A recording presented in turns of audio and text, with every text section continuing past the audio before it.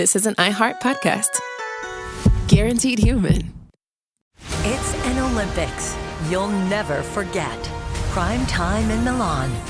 The moments. Chloe Kim with the gold medal flex. The stars. Ilya Malinin. Out of this world. The spectacle from beautiful northern Italy with very special guests every night of the Olympics. Experience the world's biggest show. Prime time in Milan. Tonight, 8/7 Central on NBC and Peacock.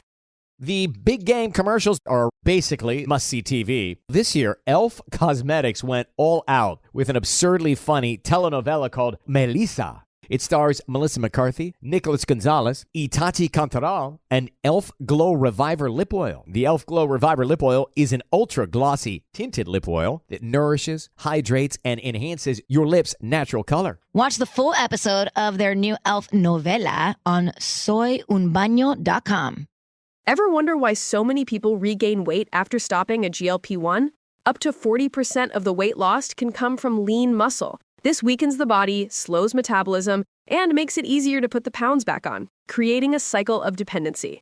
Prolon's 5-day fasting-mimicking diet offers a drug-free way to maintain results and support long-term metabolic health. In just 5 days, it activates fasting pathways to burn fat, protect muscle, and rejuvenate cells, all while letting you enjoy real food. Get 15% off plus a $40 bonus gift when you subscribe at prolonlife.com/iHeart. That's prolonlife.com/iHeart. Over the last couple years, didn't we learn that the folding chair was invented by Black people because of what happened in Alabama? The Montgomery Brawl. This Black History Month, the podcast Selective Ignorance with Mandy B unpacks Black history and culture with comedy, clarity, and conversations that shake the status quo. The Crown Act in New York was signed in July of 2019, and that is a bill that was passed to prohibit discrimination based on hairstyles associated with race. To hear this and more, listen to Selective Ignorance with Mandy B from the Black Effect Podcast Network on the iHeartRadio app, Apple Podcasts, or wherever you get your podcasts. 1969. Malcolm and Martin are gone. America is in crisis. And at Morehouse College, the students make their move. These students, including a young Samuel L. Jackson, locked up the members of the Board of Trustees, including Martin Luther King Sr. It's the true story of protest and rebellion in Black American history that you'll never forget. I'm Hans Charles. I'm Menelik Lumumba. Listen to The A Building on the iHeartRadio app, Apple Podcasts, or wherever you get your podcasts. Welcome to The Middle. I'm Jeremy Hobson. Merry Christmas. So, serious question. How many times have you looked at your phone today? Never mind, don't answer that, because we're about to dip into our archives for a show we did over the summer about phone addiction. We use our phones these days for just about everything: reading the daily news, doom scrolling through TikTok or Instagram, texting with friends and family, or maybe listening to The Middle as a podcast. You'd be hard-pressed to go a full day without interacting with your phone at least a few dozen times. I'll tell you personally, I can sometimes take a break from social media, and when I do, I find that, first of all, I read a lot more, but also my overall screen time goes down by more than I'd care to tell you. A recent survey found that the average American spends 4.5 hours a day on their smartphone, and Americans in Generation Z spend over 6 hours a day on average. But here's the thing. More than 40% of those surveyed want to cut down on screen time. So our question this hour, are you addicted to your phone? And if so, what are you doing about it? Now, this program was previously recorded, so we won't be taking any more live calls, but you can leave us a message at 844-4MIDDLE. Before we introduce our panel, last week on the show, we had the wonderful hosts of the hit podcast, I've Had It, and we asked you what you've had it with and what made you happy this year. Here are some of the calls that came in after the show. My name is Chuck. I'm in Coal Creek Canyon, Colorado. I'm over internet trolls. Hi, this is Dane Davis from Cleveland, Ohio. What I'm tired of is QR codes or our QR codes at restaurants. They don't make things more convenient. They don't add any sort of value. They're just very frustrating, and I'd like to go back to the old days of having a waiter or waitress and taking your order. My name is Wesley. I'm calling from Nashville, Tennessee, and I'd like to say that the thing that made me happy this year was being cast as the stage manager in Thornton Wilder's wonderful play, Our Town, in a professional theater company. It was a role I'd had no idea I could get. It was great. Okay, Wesley, you have brought something up. I was actually the stage manager in our town in high school in Illinois. And then when I was an intern at NPR in between high school and college, I got into our town in Maryland as George. And it went on so long, I had to cry every single night. And then they extended the performance by like a month. And I had it with our town by the end of it, but I'm so happy for you that you are enjoying being the stage manager in our town. Anyway, thanks to everyone who called in. You can also hear that show anytime because The Middle is available as a podcast in partnership with iHeart Podcasts on the iHeart app or wherever you listen to podcasts, although you'll probably have to use your phone to do it, which brings us to our topic this hour. Are you addicted to your phone? And if so, what are you doing about it? Let's meet our panel. Dr. Anna Lembke is professor of psychiatry and addiction at Stanford University and author of Dopamine Nation, Finding Balance in the Age of Indulgence. Anna, welcome to The Middle.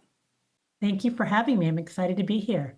And also joining us is journalist Johann Hari, who's author of many books, including Stolen Focus, Why You Can't Pay Attention and How to Think Deeply. Again, Johann Hari, welcome to you. Hey, Jeremy, I should just warn everyone, it is 2 a.m. in London and I've drunk enough caffeine to kill a whole field of cows. It is possible I will die during this interview. I'm glad my last words will be recorded for posterity. Oh, performance-enhancing drugs, I guess, are allowed on The Middle. Before we get to the phones, Anna Lembke, do you think that what we're dealing with when it comes to phone usage is an addiction the way people get addicted to alcohol or drugs? I think it's really reasonable and science-based to think of digital media as a drug. It lights up the same reward pathway as drugs and alcohol. It releases dopamine, our reward neurotransmitter. Just like with alcohol, the majority of people who use social media and digital media will not develop a severe life-threatening addiction. But I can tell you that in clinical care, we do see the subset of individuals, including very young people, who present with life-threatening addiction to digital media of all kinds. And Johann Hari, do you think it's an addiction, and what are the consequences for society of a phone addiction? Well, we're living in a huge crisis of attention and focus. The average worker now focuses on only one task for less than 1 minute. And for every one child who was identified with serious attention problems when I was 7 years old, there's now 100 children who've been identified with this problem. And there's some ways in which it's like an addiction. The core of that problem is, I would say to anyone listening, think about anything you've ever achieved in your life that you're proud of, whether it's starting a business, being a good parent, learning to play the guitar, whatever it is. That thing that you're proud of required a huge amount of sustained focus and attention. And when your ability to focus and pay attention breaks down, your ability to achieve your goals diminishes, your ability to solve your problems diminishes. You feel worse about yourself because you actually are less competent. And what I learned in the research from my book, Stolen Focus, researched it over 3 years. I went on a big journey all over the world from Moscow to Miami to Melbourne, not just to cities that begin with the letter M. I don't know why I just did that. And what I learned is there's scientific evidence for 12 factors that can make your attention better or can make your attention worse. And loads of the factors that can make your attention worse have been hugely increasing in recent years. Some of them are in our technology. They actually range pretty widely. The food we eat is really affecting our attention. Our lack of sleep, something I can relate to right now. The way our offices work, the way our kids' schools work. There's a really broad range of factors. But the key thing when you understand these causes is both, if you're struggling to focus and pay attention, as I was when I started working on the book, it's really important to understand this isn't your fault. This isn't your child's fault.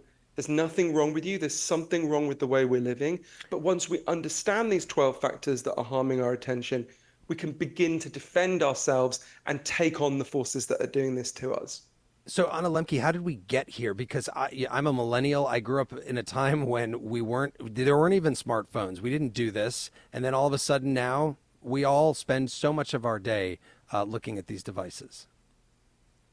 Well, these devices are very cognitively adherent. And by that, I mean that our brains collectively invented them, and they are engineered to be attention grabbing, to be reinforcing.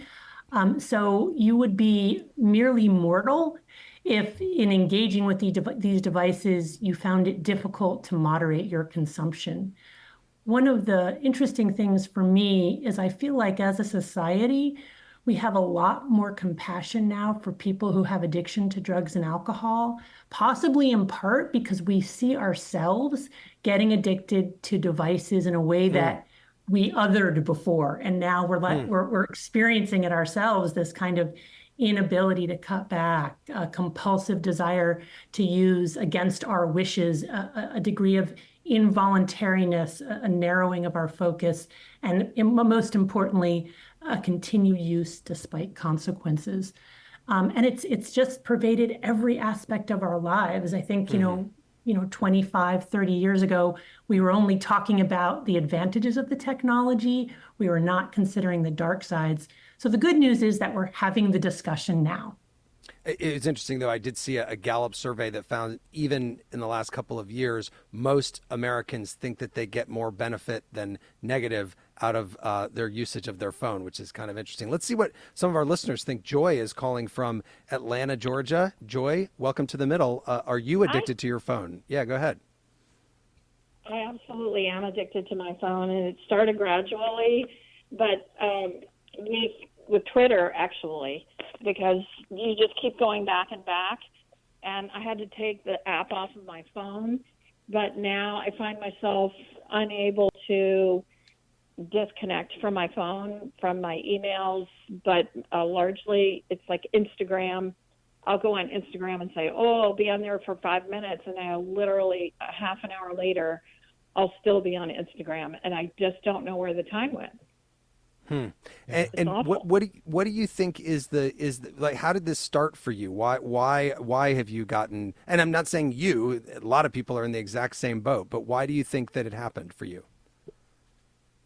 Well, I disconnected. I was watching a lot of cable news. I'm kind of a news junkie to begin with, and I cut the cord a few years ago. And so from my perspective, the only source of that news addiction that I had was through my cell phone, through checking that Washington Post app, and through checking the New York Times and reading these articles and listening to them, and then going on Instagram for funny clips and that kind of thing. And it builds over time, and then you end up spending 5 hours a day just interspersed and trying to get your work done. But it's hard. It's very difficult because I've never been addicted to anything else before, and so this is a new experience for me, and I don't know how to get help for it. Yeah, Joy, thank you. Yeah. This podcast is supported by the original organic bedding and bath brand, Koyuchi. Koyuchi has spent 35 years pioneering quality organic textiles, long before the word organic became, trendy. But words matter to Koyuchi. Words like craftsmanship, longevity, and wellness. So what does the word wellness mean to Koyuchi? It means that all of our products are absolutely free from harsh chemicals and dangerous toxins that can seep into your skin. It means effortless style that looks as good as it feels with naturally breathable, pre-washed organic cotton. And what does all of that mean to you? Well, it means that you can sleep well in Koyuchi's crisp, cool, luxuriously soft sheets that are ethically made and made with you in mind. Live well, sleep well with Koyuchi. And now during our Memorial Day sale event, you can enjoy 20% off organic cotton sheets, towels, and everything else at Koyuchi.com. That's Koyuchi.com for 20% off from now until May 25th. Koyuchi.com. Go ahead, Johann. Yeah, I really feel for you. I was in a very similar position when I started working on my book. And I spent a lot of time in Silicon Valley interviewing the people who designed the apps that you're obsessed with, that I was obsessed with. And one of the things that most struck me is how absolutely sick with guilt they feel. They're really ashamed of what they've done. One of them is a guy called Dr. James Williams, who'd been at the heart of designing these apps. And one day he was speaking at a conference where the audience was literally the people who designed the stuff everyone is listening, your kids are using today. And he said to them, if there's anyone here who wants to live in the world that we're creating, please put up your hand. And nobody put up their hand. Not long afterwards, he quit. He's like, I can't take this anymore. So for all of the 12 factors that are harming our attention, obviously there's some aspects of our phones that I'm sure we're going to go into that are doing this to us. There are sort of two levels at which we've got to deal with it in a very practical way. I think of them as defense and offense. There are loads of things that you can do immediately to defend yourself and your kids, Joe. So I'll give you a quick example of two, although I go through many in my book. First thing I would say is you should go online and order something called a K-safe. It's just the letter K and then safe. It's very simple. It's a plastic safe. You take off the lid, you put in your phone, you put on the lid, you turn the dial at the top, and it locks your phone away for anything between 5 minutes and a whole day, however long you tell it to. And once you locked it, you can't get in, right? I use that 3 hours a day to do my writing. I would never have finished my book if I didn't have one.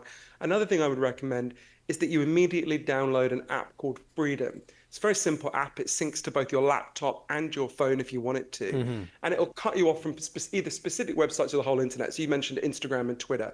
You can just say to Freedom, do not let me use Instagram and Twitter for the next, say, 5 minutes, 2 hours. And the minute you've done that, if you try to use it, it just won't let you, right? We're going to get to some more. We're going to get to some more solutions, but I do want to say, Tolliver, it is hard to talk about phone addiction without talking about the iPhone. Yeah, that's right. Back in 2007, when Steve Jobs introduced the iPhone, he promised to revolutionize the way we interact with our phones. These are not 3 separate devices. This is one device. And we are calling it iPhone. Today, Apple is going to reinvent the phone. Seemed like a good idea at the time, Tolliver. Whoops.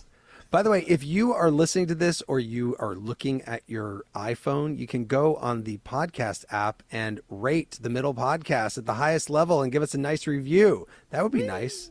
Yeah, absolutely. We'll be right back with more of the Middle. It's an Olympics you'll never forget. Prime time in Milan.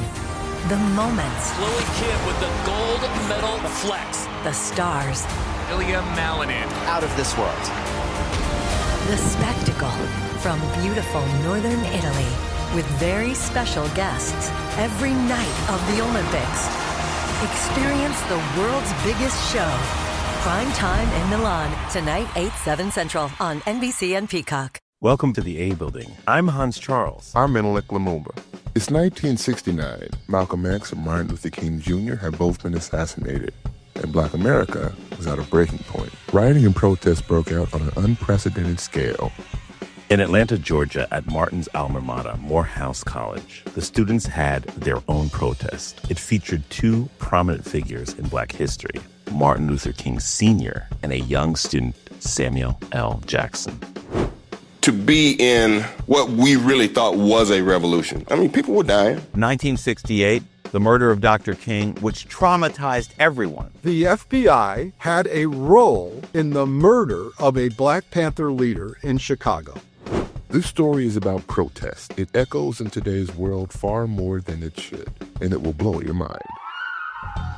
Listen to the A Building on the iHeartRadio app, Apple Podcasts, or wherever you get your podcasts. This is Ryder Strong, and I have a new podcast called The Red Weather. It was many and many a year ago in a kingdom by the sea. In 1995, my neighbor, Anna Trainer, disappeared from a commune. It was hard to wrap your head around. It was nature and trees and praying and drugs. So no, I am not your guru. And back then, I lied to my parents, I lied to police, I lied to everybody. There were years, Ryder, where I could not say your name. I've decided to go back to my hometown in Northern California, interview my friends, family, talk to police, journalists, whomever I can, to try to find out what actually happened. Isn't it a little bit weird that they obsess over hippies in the woods and not the obvious boyfriend? They have had this case for 30 years. I'll teach you sons of to come around here and my wife. Boom, boom. This is The Red Weather. Listen to The Red Weather on the iHeartRadio app, Apple Podcasts, or wherever you get your podcasts. 14 years in prison for killing a young woman. A 15-year sentence for a crash that caused 3 deaths. 12 and a half years for killing a child and critically injuring her mother. All true stories, all caused by marijuana-impaired drivers.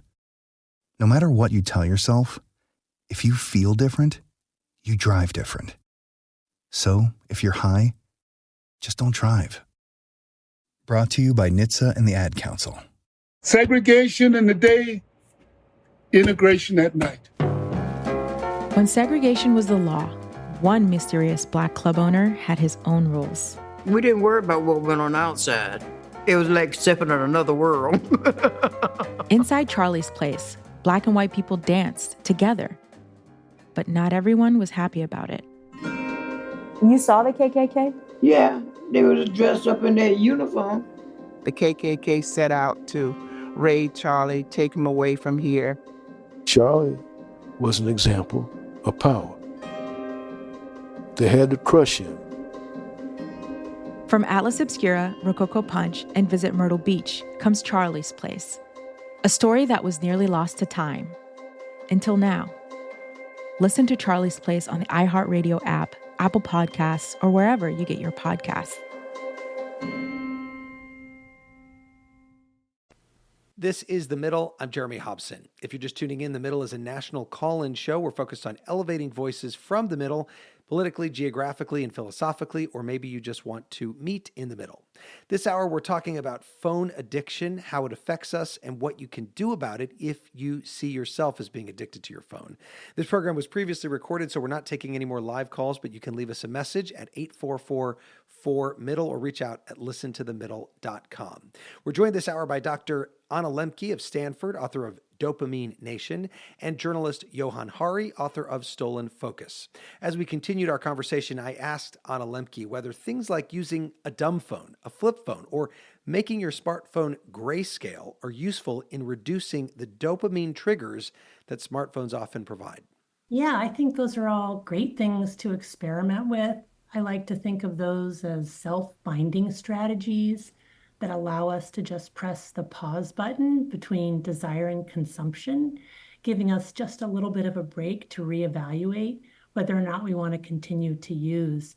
So Joy mentioned that she took the apps off her phone. Mm-hmm. Johann talked about using, a kitchen safe where you lock it away. These are all different strategies. Grayscale is making the phone black and white, so it's not so potent on the visual system. What I find is that people are different and they really need to experiment with different types of self-binding strategies. I saw that Kevin Roose, who writes about tech for the New York Times, did something where he changed his lock screen to ask himself 3 questions every time he unlocked his phone. What for? Why now? What else? Which is great from Kevin Roose. Yeah. Let's get back to the phones and Brian, who's in Denver, Colorado. Brian, welcome to The Middle. Go ahead. Yep. Warning, I'm not in the middle, actually. Okay. What was the other end? Okay. Well, what about your phone addiction? Are you addicted to your phone? I don't believe I'm addicted to my phone. I believe I'm dependent on the use of my phone because it's technology and I need it for communication. And I think as a social psychologist, we would argue there's a big difference between dependency and addiction. So yes, addiction does create neurological situations, dopamine, and dependency also creates situations with dopamine. But if I was addicted to alcohol, I would do everything in my power and seek everything in my power to get any type of alcohol fix because I can't do without it. But if my phone gets lost, I manage and I live until I get a new communication tool. Mm-hmm. But I don't go out and seek it and go out and just use any type, like I have an iPhone, which you guys make fun of. I won't go and get a small flip phone or a burner phone to use like I would go and get any kind of little bit of alcohol to drink if I have an addiction to it. I'll take time and I'll not use the phone until I get an iPhone that I use because of my communications tool. Yeah. Okay, Brian, thank you for that. Johann, go ahead. Dependency versus addiction. I think these things are a continuum, and it's about knowing that even for someone like Brian, who may not be as far gone as some of us have been, there's going to be a cost there. I'll give you some examples. Professor Michael Posner, who's at the University of Oregon, discovered something I think about every day. It's very simple. If you're interrupted by something as small as a text message, it takes you on average 23 minutes to get back to the level of focus you had before. So I could look at my text now, right? My phone is the other side of my laptop. You think, it'll take me 5 seconds to look at my phone and reply, right? But bear in mind, it takes you 5 seconds plus the 23 minutes it takes you to refocus your mind. But most of us never get 23 minutes without being interrupted. Right. Another person who helped me to think about this, I went to interview one of the leading neuroscientists in the world, an amazing guy named Professor Earl Miller. He said to me, look, there's one thing you need to understand about the human brain more than anything else. You can only consciously think about one or two things at a time. That's it. This is a fundamental limitation of the human brain. The human brain has not changed significantly in 40,000 years. It ain't going to change on any time scale. We're going to see. But the average teenager now believes they can follow 7 forms of media at the same time. So people like Professor Miller, they get people into labs, not just kids, older people too, and get them to think they're doing more than one thing at a time. And what they discover is always the same. You can't do more than one thing at a time. What you do is you juggle very rapidly between tasks. You're like, what did Jeremy just ask me? What does it say on the TV there about President Biden's messages at NATO? What is this message on WhatsApp? What does it say on Facebook? Right. Wait, Jeremy, what did you just ask me again? And it turns out that juggling comes with a really big cost. The technical term for that cost is the switch cost effect. When you switch between tasks, it comes with a cost.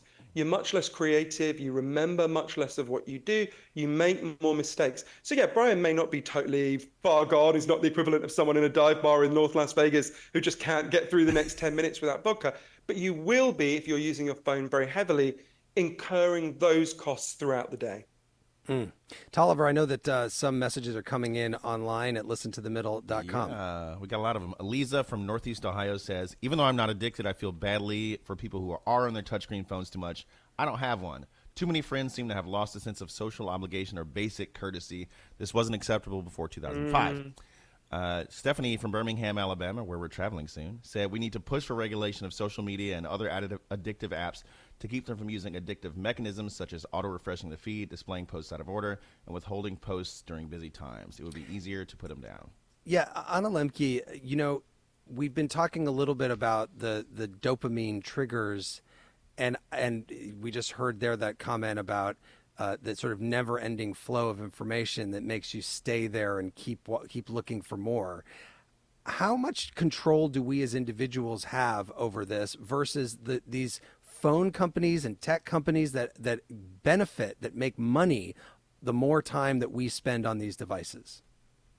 Yeah, you're raising a really important point, which is that we can have the subjective experience that we are choosing how and when and how much to interact online without perceiving the engineering, the invisible engineering behind the digital media that is really designed to hijack our reward pathways and keep us there beyond utility or even desire or joy in what we're doing. And those are things like autoplay, notifications, the endless scroll, the just incredible vivid imagery with music paired with narrative, the algorithms that follow us and learn what we've liked before and then push to us ever more potent versions of the same, which of course is how we then accelerate the addiction narrative, including things like tolerance, needing more potent forms of the digital media to get the same effect, which you could argue contributes to the kind of polarization we're seeing in public discourse today. I do though want to go back. You think that that contributes to the polarization? I do think so. You know, this kind of intolerance for inability and intolerance for complex, nuanced discussions, coming up with complex solutions, the desire to really just want to get a hit of dopamine and see a more extreme video, a more polarized political debate, rather than really engaging with the ideas. Let's go to Jaya, who is in Baltimore, Maryland. Jaya, welcome to The Middle. Go ahead. Thank you.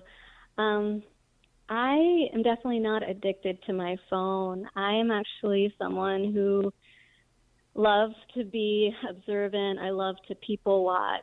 And what I see out there, not just in the U.S., but also globally, I find to be very disturbing. Our society has changed to a very large extent. I grew up in the 80s, and I remember being told to always, sit away from the television, keep yourself at a distance. And I think it's so ironic that now we've all become so accustomed to looking at a screen that's just 2 inches from our face. So I don't know how we got to this point, but it's very different. And I find that, you know, we're not considering our own safety. We're not considering the safety of others when we're using our phones.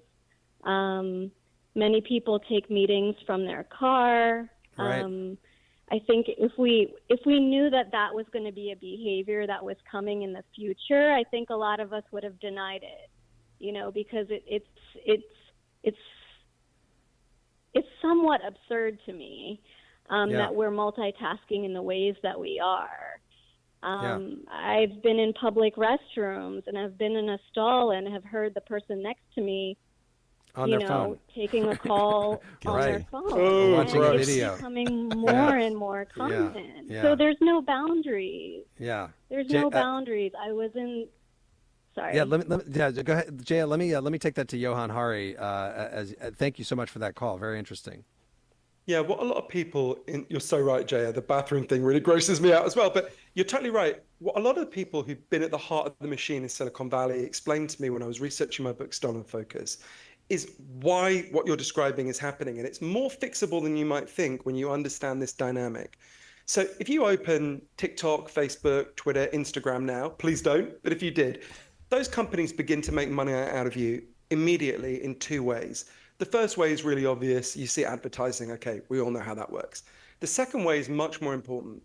Everything you ever do on these apps, including in your so-called private messages, is scanned and sorted by these artificial intelligence algorithms to figure out who you are, to figure out what makes you happy, what makes you angry, what makes you horny. And it's figuring that out for a very simple reason. It's figuring out what to show you next that will keep you scrolling. Because every time you open the app and begin to scroll, these companies begin to make money because you see ads. The longer you scroll, the more money they make. Every time you or your kid closes the app, that revenue stream disappears. So all of this genius in Silicon Valley, all this AI, all these algorithms, is geared towards one thing and one thing only, figuring out how do we get you and your kids to open the app as often as possible and scroll as long as possible. And I remember when the people at the heart of it were explaining this to me, I kept saying, oh, that sounds too simple. It can't be so obvious. And they kept saying to me, look, the head of KFC is, I'm sure, a very nice man or woman, but all he or she cares about in their professional capacity is how often did you go to KFC this week and how big was the bucket you bought, right? That's it. That's all they care about. In the same way, all these companies care about is how good did we get at undermining your attention and hoovering up as much of it as we can. And as my friend Tristan Harris says, you know, you can try having self-control, but every time you do, there are 10,000 engineers on the other side of the screen working very hard to undermine your self-control. And when you first hear that, it can be like, oh my God, well, we're just trapped in the matrix then, we're just screwed. But the key thing to understand is social media doesn't have to work that way. At the moment, it works on that model. The longer you scroll, the more money they make, but there are other ways it can work, and we can regulate these companies to get to that point. We can, but haven't so far. Let's go to Kelly, who's in Charlotte, North Carolina. Kelly, go ahead. Yeah, I love that intro, and the gentleman who is just speaking, I'm totally picking up what you're putting down. So I'm a full-time working mom, and I use the phone. I think it's interesting when you say you're addicted to your phone. Is it really your phone, or is it the apps? So, like for me, when I'm commuting in the morning or in the evening, I use my phone as like text to do something. So, hey Siri, text so-and-so. And it helps me kind of keep up with my mom, my mom stuff while I'm like going to and from work. My kids, though, I want to set an example for my kids. And so I need to regulate my use of the phone and the use of the apps to be a model for them. And I think it's important, totally what the gentleman was just saying. I have developed, I'm not gonna tell them you can't use this. You have downtime. I want them to learn why and self-regulate or learn why to self-regulate because of, and teach them how these apps work and that they are after the money. All they want to do is have your advertisement, your eyeballs, and inform them so they can be like, hey, you know what? This is interesting, but I don't want to be watched. I don't want to be. I go through their apps and I say, hey, do you see this location setting in your apps? Turn that off. And they get it. The reason why I want them to learn and be able to Yeah. make an informed decision going through. Now, another thing is my daughter has ADHD. She actually relaxes and unwinds when she watches and does apps. So after a full day at school, the way she can totally decompress, and she needs to decompress, having ADHD, is by just zoning out at some of these apps.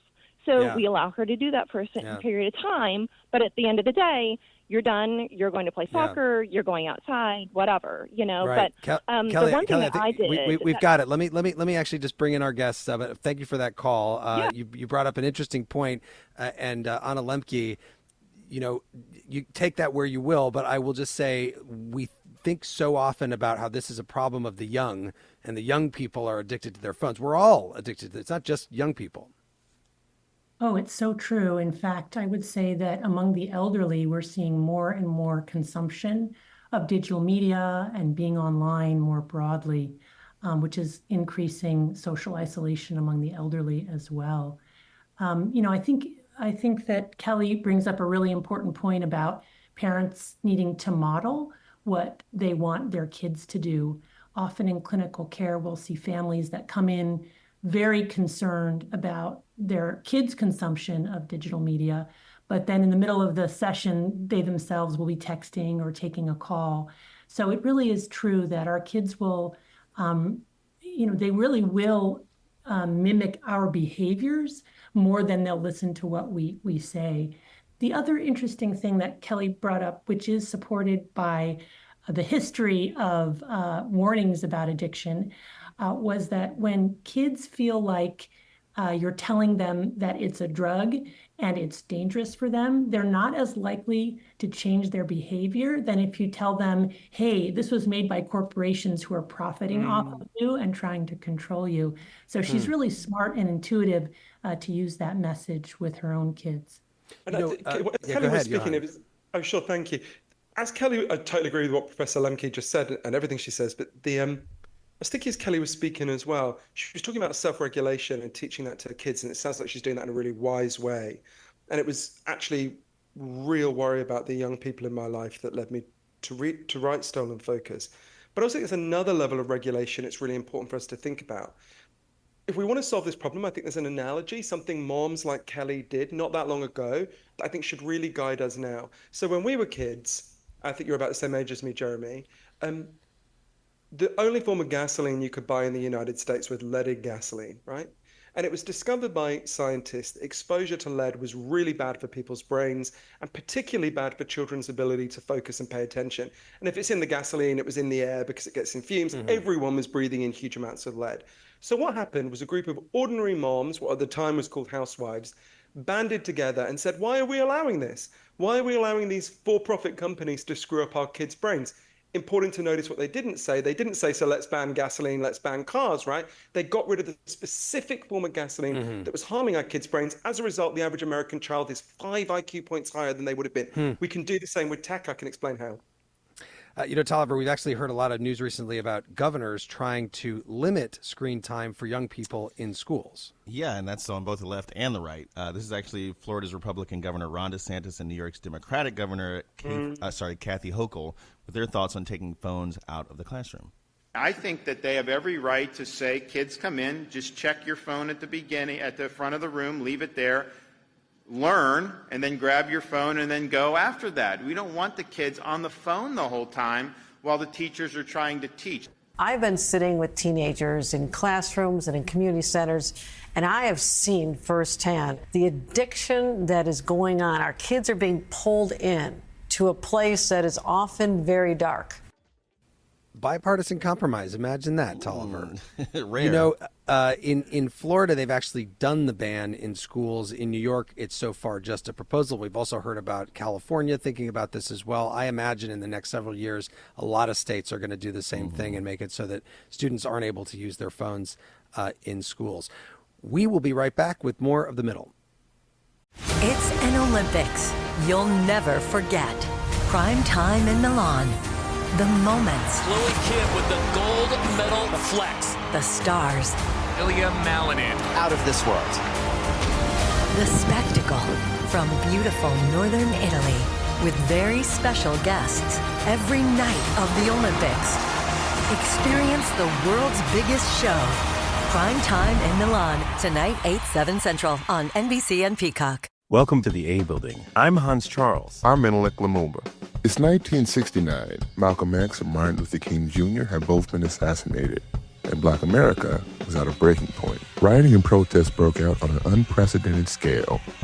In Atlanta, Georgia, at Martin's alma mater, Morehouse College, the students had their own protest. It featured two prominent figures in Black history, Martin Luther King Sr. and a young student, Samuel L. Jackson.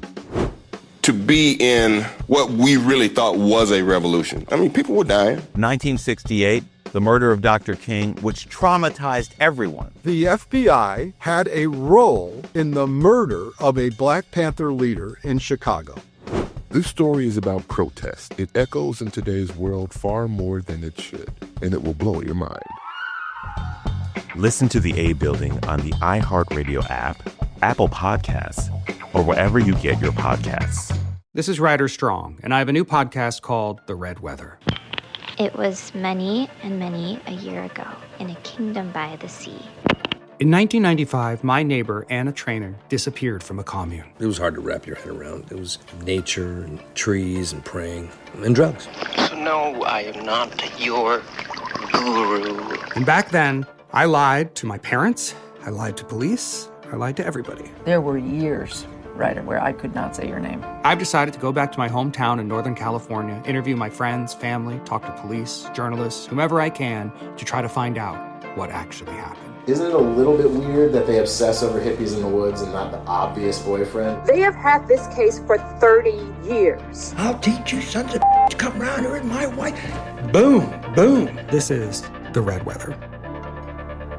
Listen to The Red Weather on the iHeartRadio app, Apple Podcasts, or wherever you get your podcasts. I actually drop better when I'm high. It heightens my senses, calms me down. If anything, I'm more careful. Honestly, it just helps me focus. That's probably what the driver who killed a 4-year-old told himself. And now he's in prison. You see, no matter what you tell yourself, if you feel different, you drive different. So if you're high, just don't drive. Brought to you by NHTSA and the Ad Council. Segregation in the day, integration at night. When segregation was the law, one mysterious Black club owner had his own rules. We didn't worry about what went on outside. It was like stepping in another world. Inside Charlie's place, Black and white people danced together. But not everyone was happy about it. You saw the KKK? Yeah, they was dressed up in their uniform. The KKK set out to raid Charlie, take him away from here. Charlie was an example of power. They had to crush him. From Atlas Obscura, Rococo Punch, and Visit Myrtle Beach comes Charlie's Place. A story that was nearly lost to time. Until now. Listen to Charlie's Place on the iHeartRadio app, Apple Podcasts, or wherever you get your podcasts. This is The Middle. I'm Jeremy Hobson. This hour, we're talking about phone addiction, how it affects us, and what you can do about it if you see yourself as being addicted to your phone. This program was previously recorded, so we're not taking any more live calls, but you can leave us a message at 844-4MIDDLE or reach out at listentothemiddle.com. We're joined this hour by Stanford Dr. Anna Lembke, author of Dopamine Nation, and journalist Johann Hari, author of Stolen Focus. Before we get back to our conversation, I spoke with a man named Tomas. We won't use his last name because he's part of a group called Internet and Technology Addicts Anonymous, a 12-step program to help people with their digital addictions. I asked him how much he was using his devices before he sought help. So I found that they, first of all, found their way into every empty space in my life. On the train, when I was in line, it was really hard for me to be in silence. But I also would regularly, sometimes more than once a week even, fall into binges where I was using all night up until dawn. You know, I'd wake up the next morning, feel awful about it, and then start again. And I would ask myself, why am I doing this? And I just didn't understand. So you decided to get into something called Internet and Technology Addicts Anonymous. What did they do for you? I think the first thing they did was help me come out of isolation. I felt a lot of shame and embarrassment that I wasn't able to control my behaviors around my phone and my devices. In addition, I think what has been really powerful about this community is that it's helped me look at all of the underlying patterns, emotions, traumas, stresses that I was just not dealing with. Technology was a tool for numbing, escape, changing my emotions, feeling things I wanted to feel or not feeling things I didn't want to feel. Now it's a tool for living in alignment with my values, working on things that matter to me, connecting with people I love, and ultimately helping me live a more positive, flourishing life. So, we're having this conversation because of technology, but what I don't do anymore is all of those behaviors, the games, the social media, the endless videos, the porn that really left me feeling awful afterwards. There's a lot of causes for suffering in this world, and technology doesn't have to be one of them. And if we're suffering because of our devices, that can change. Tomas, thank you so much. Thank you. Okay, so that's Tomas's story. Anna Lembke, what do you make of that? Well, just what a wonderful testimonial. And even sort of the cadence of Tomas's voice for me was quite calming. And I think speaks to somebody who is not in this constant reactive mode that it's so easy to get into when we're constantly reacting to these external stimuli. It's also true that many times in clinical care, people will come in not for help with addiction to digital media and their phones, but rather for depression and anxiety. And we find that it's their consumption of digital media that's contributing to these symptoms. And when they take a break from certain types of apps and reduce their overall time spent online, in some cases, depression and anxiety improves without our having to do any other intervention. So one of the soft signs of the harm of these devices is the insidious way they can contribute to anhedonia, or our inability to experience joy in anything at all. Well, I hate to go to the phones on a show about phone addiction, but all the phone lines are full. So we're going to. Kay is in Salt Lake City, Utah. Hi, Kay. Welcome to The Middle. Go ahead. Hi. My ability and many's ability to fight their addiction is severe. Fighting your addiction has become a privilege. I am required by work, as many people, to use two-factor authentication. This means I can't use a flip phone. Most secure two-factor authentication these days are eliminating the ability to send just a text message. I have to have the app. Less people, but me and many others have to have Slack or something, or Teams on their phones, so their boss can contact them anyway. Going even further, I can't install these addiction help apps. For example, going to Grayscale, limiting feed, because my company requires a mobile device manager. And God forbid, trying to go to an addiction clinic, because that's my job. So how do you tell your employer, or how do we get employers to let people be healthy when they mandate your connection to your phone? Thank you, Kay. Yeah, go ahead, Johann. And by the way, Johann, I'll just say, I imagine that the pandemic made this a lot worse as people were working remotely and having to be in contact in ways they were not before with their devices. Yeah, Kay, you're right, Jeremy, and Kay is so right. And this is something I investigated a lot. And there's several things we can do about this, and I went to places that had done it. So the first thing I would explain is what happened in France. So in France, they were having a huge crisis of what they called le burnout, which I don't think I need to translate. And the French government, under pressure from labor unions, really important, would never have happened if labor unions hadn't fought for it, set up a government inquiry to figure out why is everyone so burned out. And they discovered one of the key factors was that 40% of French workers felt they could never stopped checking their phone while they were awake. Never, because their boss could message them at any time of the day or night, like you're describing on Slack or text. And if they didn't answer, they'd be in trouble, right? This is really recent. When we were kids, I mean, I don't remember my parents ever being contacted at home when they came home, right? You were at work and then you went home, right? The only people who were contacted at home when we were kids were doctors and the president. And even doctors weren't on call all the time, right? So this inevitably completely exhausts people in the way you're describing.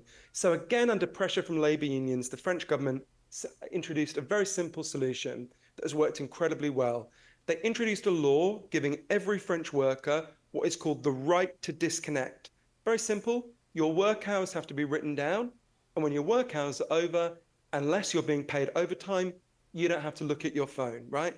Very simple, massively improve people's attention. What you'll notice there, Kay, is that didn't happen because people went to their boss and said, hey, be nice to me. It happened because labor unions banded together and fought for it. Now, the truth is what your bosses are doing is bad for you and bad for them. There was a study by Hewlett-Packard, the printer company. They got a scientist in to study their workers, and he split them into two groups. The first group was told, get on with your task, whatever it is, you're not going to be interrupted by things like Slack. The second group was told, get on with your task, whatever it is, but at the same time, you've got to answer a heavy load of email and phone calls. The group that was interrupted scored 10 IQ points worse than the people who weren't, which is incredible. That's twice the effect of smoking cannabis, right? So it's really bad for them and bad for you, but you can make that case to your boss. But the truth is, you're most likely to make them do it if you form a labor union with your colleagues and you demand they do it. You fight together. You're not very powerful on your own, but you're very powerful when you stand with your other workers.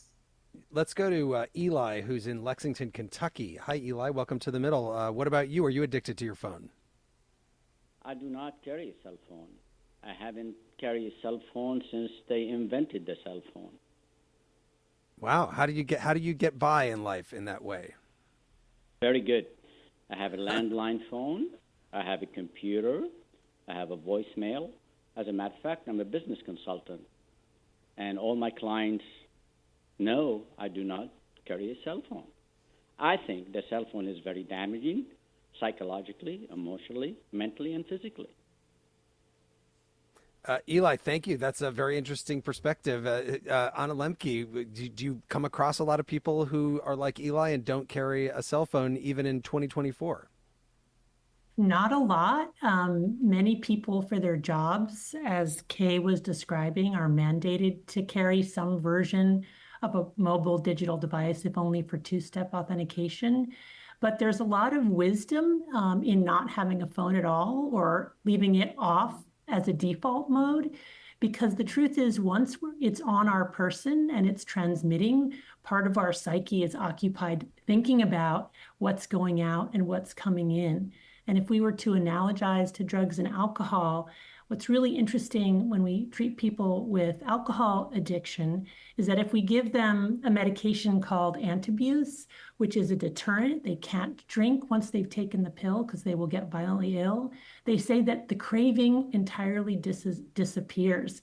Now, this is a drug that doesn't directly target craving in any neurobiological way, but just taking away the option means that they're not mentally preoccupied with having to think about whether or not they're going to use. Let's go to Jim, who's in Baton Rouge, Louisiana. Hi, Jim. Welcome to the middle. What about you? Hi, I am not addicted to my phone. Now, I'm blind, so a touch screen is of little or no use to me, and I refuse to share my personal information with people using voice commands. And, of course, that's a security issue, too. I'm an IT professional. I have access to a number of secure systems and have to deal with this dual authentication problem all the time. So what do you think about all the people who can see and have become addicted to their smartphones? Oh, I think it's very sad. I mean, I'm surrounded by them, right? In the IT world, everybody's looking on their phone and stuff. They can't pay attention. They don't have any courtesy, even like was mentioned earlier, at meetings or other times to pay attention to what's going on. It's really a terrible situation, I think. Yeah. Jim, thanks for calling in. Johann Hari, what about the rudeness that he just brought up there, that people, you'll just be sitting at a dinner table and somebody just pull out their phone when they're bored by the conversation and check it? Yeah, well, that's people who are being manipulated and trained to crave this kind of feedback. But I think it's connected actually, the kind of lack of courtesy to something that both that Dr. Lemke and some of the people who texted brought up. Um, you talked about the ban on schools having cell phones. It's really interesting. When they did that in Spain, the areas in Spain that did it saw a 20% fall in school bullying. And I think it connects lots of themes that have been coming up in this show. So it goes back to, remember I was explaining before, these apps, they're designed to keep you scrolling, right? They're machines designed to keep you scrolling. All they care about is how long you scroll because they make more money the longer you scroll.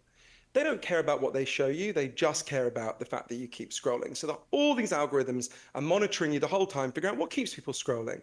And they discovered an underlying human truth. It's been known about for a long time, that people will stare longer at things that make us angry and upset than we will at things that make us feel good. If you've ever seen a car crash on the highway, you know what I mean, right? You stared longer at the car accident than you did at the pretty flowers on the other side of the street. This has always been part of human nature, but when it combines with algorithms that learns what makes you angry, it has a terrible effect. So picture two teenage girls who go to the same party and go home on the same bus. And they both open TikTok to make videos. And one of them does a video going, "We had a great night. We danced all night to Ariana Grande. I loved it," right?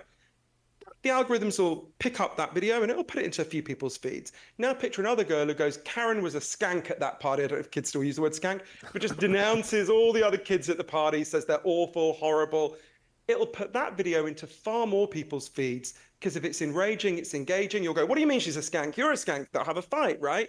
Now that's bad enough at the level of two teenage girls on a bus. We all know what's happened to teenage girls' mental health. But now imagine a whole country where the mean people, the cruel people are given a megaphone and pushed to the front, and the kind, decent people are muffled and pushed to the back. Except you don't have to imagine it because we're living it, right? Now, that is not sustainable over the long term for the mental health of all of us, but also for the survival of democracy, right? We cannot have a model premised on algorithms that privilege and promote rage and anger. And don't take my word for it. Facebook themselves, their own data scientists, discovered that they were actively promoting anti-democratic and rage-making forces. But it doesn't have to work that way. We can regulate these companies so they work in a different way. That's one of the big fights we've got to have now.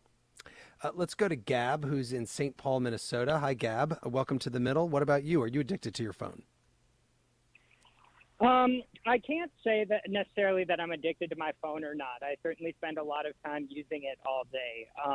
But what I wanted to add to the conversation is that, you guys were talking about how when our attention is diluted, it can kind of, really affect our cognitive abilities in negative ways.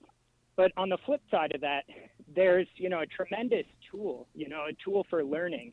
If we can figure out how to focus our attention, we can do amazing things that we were never able to do before.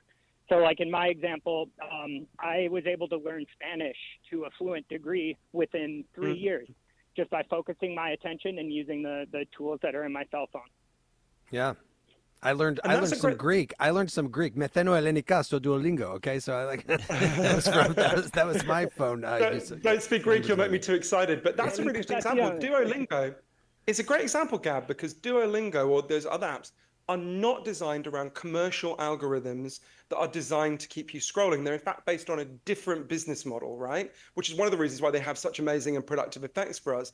We can actually redesign the whole of social media so it works on the kind of algorithms that are used for Duolingo, and then they have much more productive purposes. That's the equivalent of like getting the lead out of the leaded gasoline, right? We can do that if we want to. Countries that have begun to push back on these social media companies, demanding regulation, places like Australia, have won because we are so much more powerful than these companies.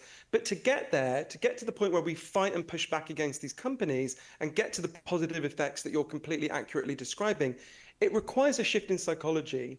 We need to stop getting angry with ourselves and with our kids, and we need to start being angry with the forces that are doing this to us. And we need to realize we are not medieval peasants begging at the table of King Musk and King Zuckerberg for a few little crumbs of attention from their table. We are the free citizens of democracies, and we own our own minds, and we can take them back if we want to. Anna Lembke, I'm going to give you the last word here as the hour runs out and ask you, if somebody's listening to this and say, you know what, I am going to cut back on my phone usage, what should they do? I would say the first thing is, as Tomas said, come out of isolation, talk to another human being about the behavior that you want to change. By giving it words, you will get more information and more awareness than you had before. And then I would say create a very specific plan for what apps you're going to delete or what websites you're no longer going to visit. Make some contingencies for how you can still do your work, communicate with friends and family, generally enjoy your life. And then I do recommend giving that app or that website or whatever that digital media is up for 4 weeks. 4 weeks is usually the amount of time it takes to reset reward pathways and come out of that addiction vortex and that state of craving, so that if you decide to re-enter into using that particular form of digital media, you can do so with a clearer sensorium. Tolliver, we have time for a very short quiz for our guests. Go ahead. I'll be quick. Okay, what percentage of Americans have their phone on them all the time? 87%, 42%, 64%, or 55%? Jump in when you're ready. I can't have too much silence or all the silence alarms on the please. stations will go out. We're supposed to guess? You're supposed to answer, yes. The highest one, the 87. That's my guess. It's 87%? It's 64. Okay. Not too bad. We're better than we all thought. I don't think people are being honest when they answer that. It's 87%. There's hope. Well, I want to thank my guest, Dr. Anna Lembke, professor of psychiatry and addiction at Stanford. Her book is called Dopamine Nation, and Johann Hari, author of Stolen Focus, Why You Can't Pay Attention and How to Think Deeply Again. Thanks so much to both of you. Oh, what a pleasure. Thank you all. Yeah, likewise. Thank you. And on our next show, as we kick off the year, we'll be asking you what your New Year's resolution is. How do you want to better yourself in 2025? Our guests will be Dan Harris of the 10% Happier podcast and the great Mo Rocca of CBS Sunday Morning. You can call us at 844-464-3353. That's 844-4MIDDLE, or write in at listentothemiddle.com. And of course, you can sign up for our free weekly newsletter. The Middle is brought to you by Long Nook Media, distributed by Illinois Public Media in Urbana, Illinois, and produced by Harrison Patino, John Barth, Danny Alexander, and Sam Burmas-Dawes. Our technical director is Jason Croft. Our theme music was composed by Andrew Haig. Our intern is Annika Deschler. Thanks to our satellite radio listeners, our podcast audience, and the more than 420 public radio stations that are making it possible for people across the country to listen to The Middle. I'm Jeremy Hobson. Merry Christmas. Happy holidays. I'll talk to you next week.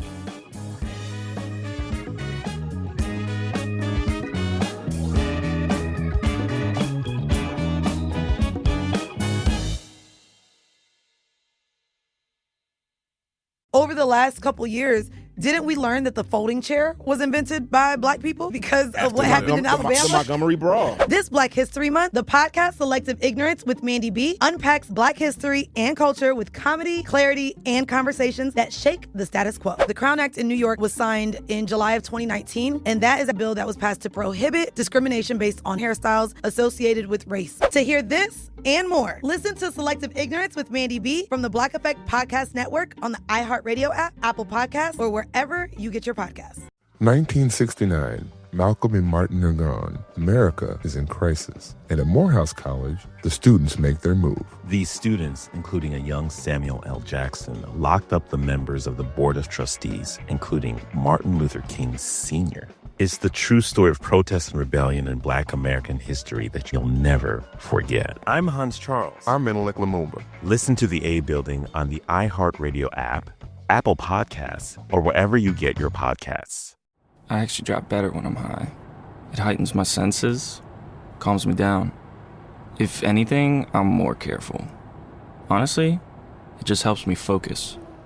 That's probably what the driver who killed a 4-year-old told himself. And now he's in prison.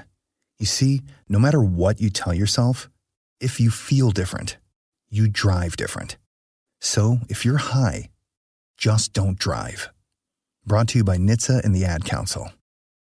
Saturday, May 2nd, country's biggest stars will be in Austin, Texas at our 2026 iHeart Country Festival presented by Capital One. See Kane Brown, Parker McCollum, Riley Green, Shabuzi, Dylan Scott, Russell Dickerson, Gretchen Wilson, Chase Matthew, Lauren Elena. Tickets are on sale now. Get yours before they sell out at Ticketmaster.com. This is Ryder Strong, and I have a new podcast called The Red Weather. In 1995, my neighbor, Anna Trainer, disappeared from a commune. It was nature and trees and praying and drugs. So no, I am not your guru. And back then, I lied to everybody. They have had this case for 30 years. I'm going back to my hometown to uncover the truth. Listen to The Red Weather on the iHeartRadio app, Apple Podcasts, or wherever you get your podcasts. This is an iHeart podcast. Guaranteed Human.